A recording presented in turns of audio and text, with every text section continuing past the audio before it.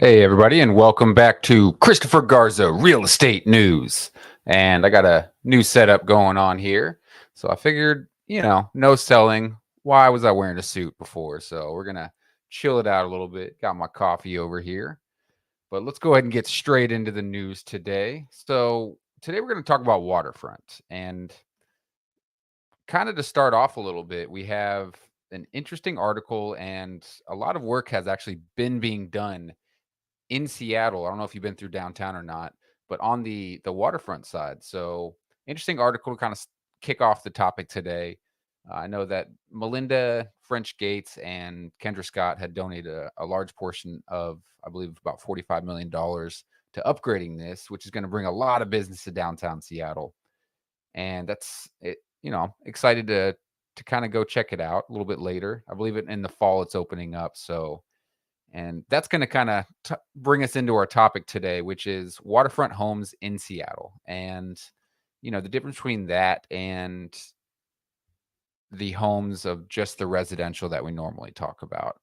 A lot of people are not talking about that simply because there are not a lot of homes that are, part of the discussion in Seattle. So before we get too deep into that, though, if you wouldn't mind, like, share, and subscribe. It really does help the algorithm.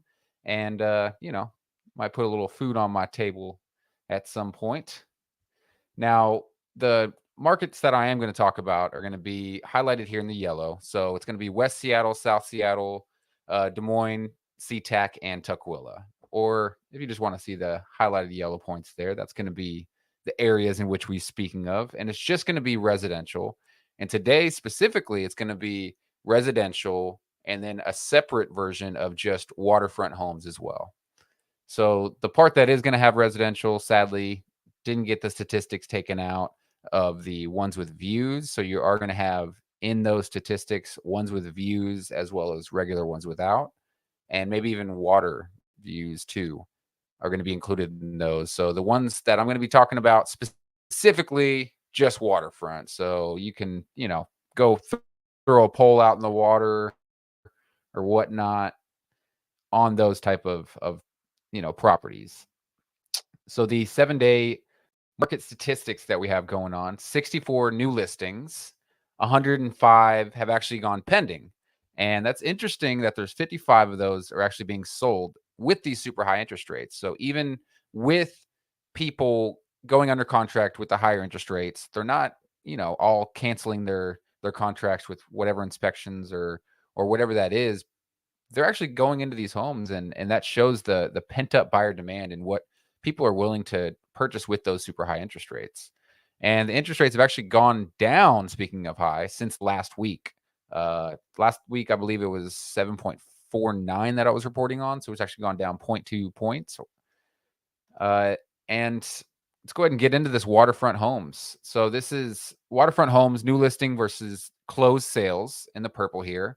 And this is kind of an interesting stat to start off with. You see, 10 years ago, the new listings, you had a lot more new listings coming on. Closed sales were kind of following closely, but not really keeping up as much. So, and you'll see in the later on stats what that had to do and how that quite affected it. So, uh, going into the last, let's just say this last year here, you really see the homes that are coming on sale are getting swiped up. And I mean, when the green overlaps the purple, as you see here, and sometimes, back about 8 years ago, it happened again. You're not seeing a lot of it with the waterfront homes, but with the closed sales actually just taking all the new listings off the market, it's really kind of dwindling and not killing, I'm sorry, and taking away from a lot of the supply that is out there. So there's not too much supply with the new listings you see here. First thing that you might actually look at is 10, 15.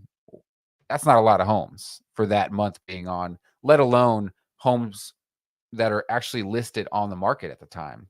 And normal-ish kind of market, you'll see here about 10 years ago, normal-ish. It still kind of was a little bit of a seller's market on that aspect. And you'll see with the actual closed sales as opposed to new listings, it's slowly getting into the 2019 2020, these lines are getting super close and almost to the point to where the closed sales are just demolishing the new listings. This long gap right here of where closed sales are overlapping the new listings. It's really just taking it off the market. And it's taking away from the small supply that we do have. So non-waterfront, as you can see here, kind of normal-ish numbers as opposed to the waterfront that you saw before, super low numbers. So there's not a lot of actual listings or homes for sale with waterfront available. And before, as you can also see here, that really had an effect on the average days on market and percentage of list price. So right now, within the past year, it's great to have waterfront properties. The average days on market here, I believe, is about 7 with I think there's 2 within the last 7 days that have gone pending. Those were within, I think one was 7 days, the other was 14 days, somewhere around there. Don't quote me on that. But I mean, that is super low. When you look at the average days on market in the past, and even just before COVID, the past, with that, this is kind of a crazy number. 150 days on market, 100 days on market. That's a long time to be on market, especially for a waterfront home. And you might say, well, why is that? Well, not a lot of homes being on market. It's hard to price it properly. And if you add a lot of sentimental value in there, and this is my grandpa's home that we were fishing on since that's sentimental value that you're adding in. And that's not gonna actually, you know, equal anything as far as value towards what that home is gonna be worth. So you'll see here, average percentage of list price, not percentage of original list price, is is around 100. You do kind of get close to 80 a couple times here, but it is kind of close to 100. I'd say about 96 to 98% is what I was seeing for most of these stats here. It does go way higher when the interest rates were starting to look like they were going to raise here in March of 2022 last year. But right now, it's definitely been staying above for the past couple months, past 4 months, above 100%. So waterfront homes, average percentage of list price. Remember, not percentage of original list price, because we'll show you that stat later on and what that kind of did. But you'll see percentage of list price, figuring it out. People seeing, okay, well, we were on market for too long. Let's kind of pull back. And kudos to them for realizing that the market probably wasn't calling for that price for that particular home.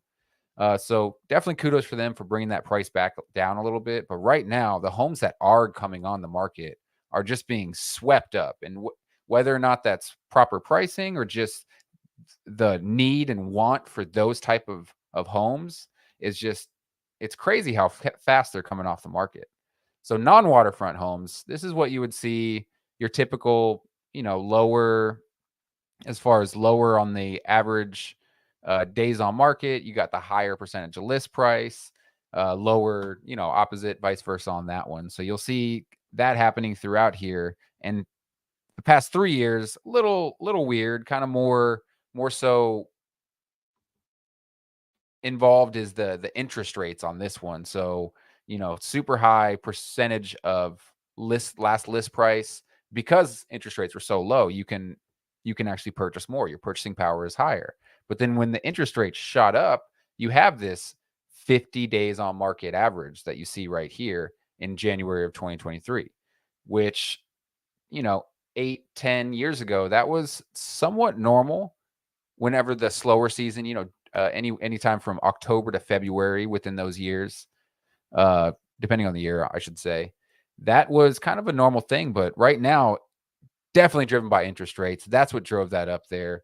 And at the end here, whenever you see homes that you cannot properly price because there's not a lot of homes to compare it to, it does have a percentage on the original list price. So this is percentage of original list price that I was talking about.